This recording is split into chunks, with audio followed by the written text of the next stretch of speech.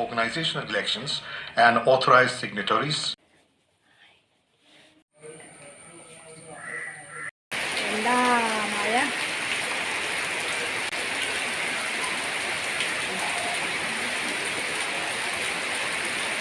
Hi, good morning എല്ലാ കൂട്ടുകാർക്കും നമസ്കാരം. ഞാനിതാ ഇവിടെ തന്നെ തിരിച്ചെത്തിട്ടോ. എൻ്റെ വീട്ടിലേക്ക് തന്നെ തിരിച്ചെത്തിയിട്ടുണ്ട്.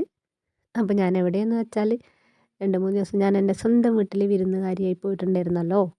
അതിൻ്റെ വിശേഷങ്ങളൊക്കെ ഞാൻ പറഞ്ഞിട്ടില്ലേ. അപ്പോൾ ഇതാ വീണ്ടും ഇവിടെ തന്നെ എത്തി. അപ്പോൾ നല്ല മഴയാണ് രാവിലെ. മഴ എന്ന് പറഞ്ഞാൽ നല്ല മഴ പെയ്യും, പിന്നെയും ചീഞ്ഞുകൊണ്ട് ഇങ്ങനെ നിൽക്കും. അപ്പോൾ ചിങ്ങത്തിൽ ചിനുങ്ങി പെയ്യേണ്ട മഴയൊക്കെ ഇപ്പം മിഥുനത്തിൽ ഇങ്ങനെ ചിനുങ്ങി ചീഞ്ഞുകൊണ്ടാണ് നിൽക്കുന്നത്. മഴ എങ്ങനെ പെയ്താലും എനിക്കിഷ്ടമാണ് കേട്ടോ. Organizational elections and authorized signatories. Annual Sri Amarnath Yatra begins from. അപ്പോൾ നമുക്ക് ഇന്നത്തെ വിശേഷങ്ങളിലേക്ക് പോയാലോ. അപ്പോൾ ഞാൻ രാവിലെ കുളിയൊക്കെ കഴിഞ്ഞിട്ട് റേഡിയോ ഒന്ന് തുറന്നു നോക്കിയതാട്ടോ. അപ്പോൾ നല്ല ഇംഗ്ലീഷ് വാർത്തയാണ്, പാട്ടൊന്നുമില്ല. കുറേ നേരം ഇങ്ങനെ റേഡിയോ തിരിച്ചു മറിച്ചൊക്കെ നോക്കി, പക്ഷെ പാട്ടില്ല. അല്ലെങ്കിൽ അൺലിമിറ്റഡ് ആയിട്ട് അങ്ങനെ പാട്ട് ഇങ്ങനെ പാടിക്കൊണ്ടിരിക്കും.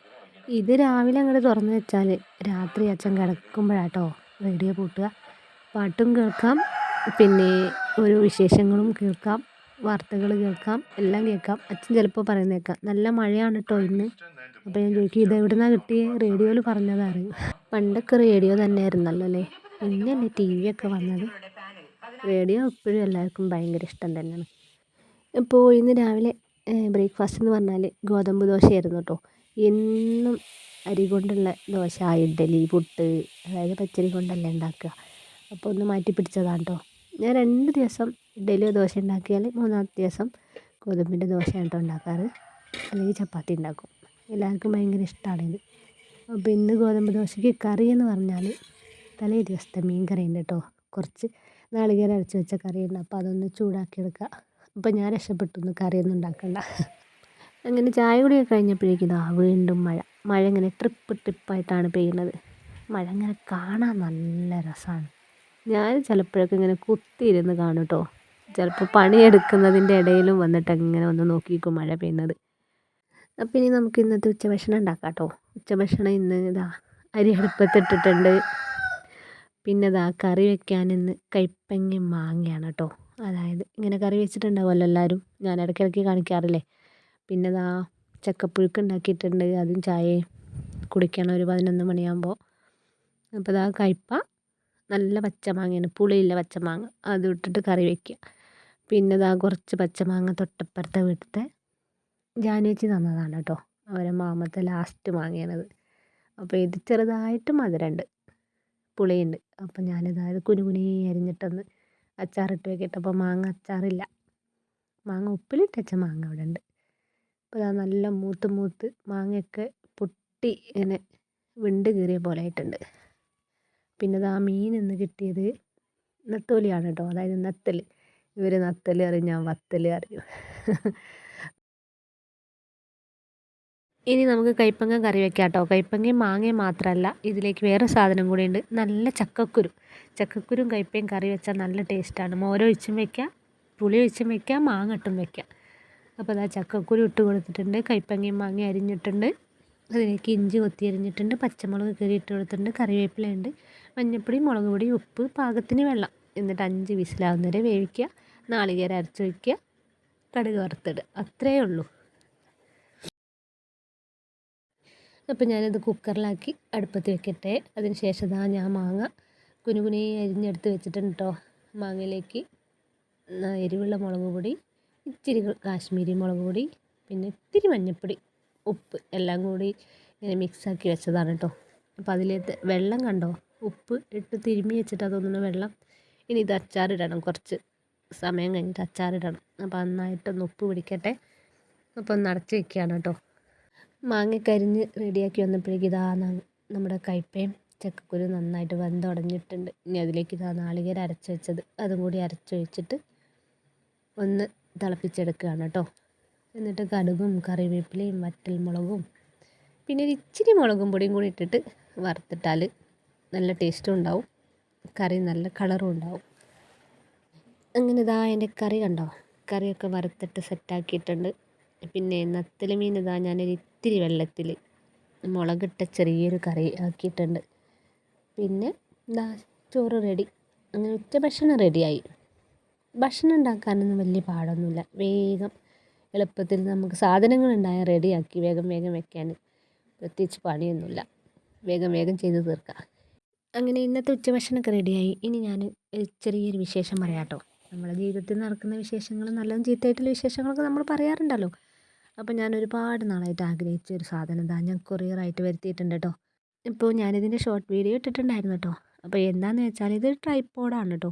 ഒരുപാട് നാളായി ഞാനിതൊന്ന് വാങ്ങണം എന്ന് കരുതുന്നു. പിന്നെ നമ്മൾ വലിയ യൂട്യൂബറൊന്നും അല്ലല്ലോ. അപ്പോൾ അതുകൊണ്ട് എനിക്ക് വാങ്ങാനൊരു മടി. പക്ഷേ എന്നാലും ഇപ്പോഴാണ് അതിനൊരു ചാൻസ് ഒത്തു വന്നത് കേട്ടോ. ഇപ്പോൾ ഒരുപാട് നാളായി ഞാൻ ഇങ്ങനെ ആഗ്രഹിക്കുന്നു.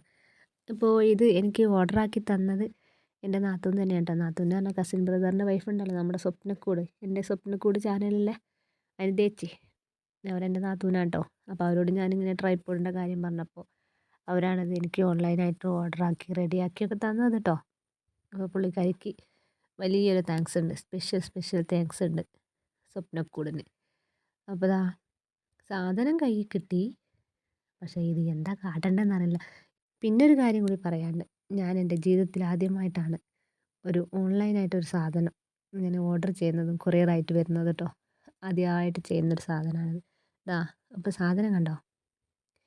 ഇതാണ് ആ സാധനം. വലിയ വിലയൊന്നുമില്ല കേട്ടോ. നമ്മൾ ഓൺലൈനായിട്ട് വരുത്തിക്കുകയാണെങ്കിൽ ആമസോണിലോ മീഷോയിലൊക്കെ വരുത്തിക്കുകയാണെന്നുണ്ടെങ്കിൽ അവിടെ നിന്നൊക്കെ വരുത്തിക്കുകയാണെന്നുണ്ടെങ്കിൽ അധികം വിലയൊന്നുമില്ല. അപ്പോൾ ഇതാണ് സാധനം. സത്യം പറഞ്ഞാലേ ഇതിപ്പോൾ എന്താ കാട്ടേണ്ടതെന്നറിയില്ല. ഈ കുറുക്കൻ ആമ കിട്ടിയാൽ എങ്ങനെ ഉണ്ടാവും, അതുപോലെ അതങ്ങനെ പറയുന്നത് കേട്ടിട്ടില്ലേ?